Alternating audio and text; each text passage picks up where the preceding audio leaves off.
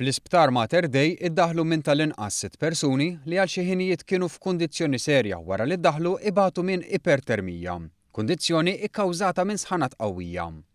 Imkejjen f'Mater Dei qalu wkoll ma' One News li għaddejja investigazzjoni medika li għandha tistabbilixxi jekk raġel ta' ftit iktar minn 40 sena mietx proprju minħabba din il-kundizzjoni.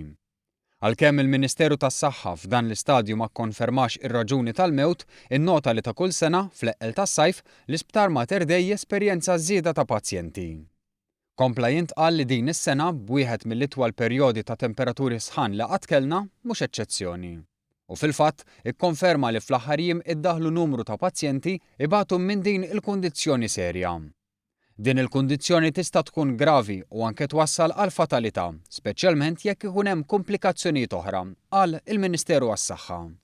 Fil-fatt l-anesteżista Tatjana Farrugia spjegat kif din il-kundizzjoni hija magħrufa wkoll bħala heat stroke. Il-hyperthermia jew heat stroke kif nafu aħjar hija kundizzjoni li tiġri meta t-temperatura tal-ġisem titla' ħafna iktar mis-soltu.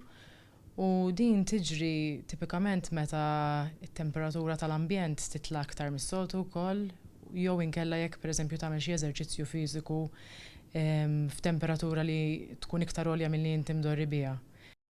Farrugia spjegat li l-ipertermija tista' twassal ukoll għal problemi fl-organi li jkunu irreversibbli.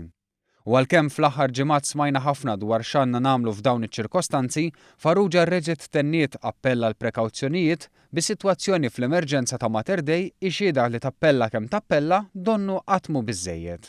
Importanti ħafna li nikkonsmaw ħafna ilma u ikel kiesaħ li fih ħafna fluids bħal pereżempju frott, li nevitaw li noqogħdu barra fix-xemx u li nagħmlu eżerċizzju fiżiku fis-sħana. Li nkesħu d-djar, nużaw l-ACs fejn jista' jkun jew xi fannijiet. B'hekk hawn ukoll huwa każ fejn il-prekawzjoni hija ferm aħjar mill-kura.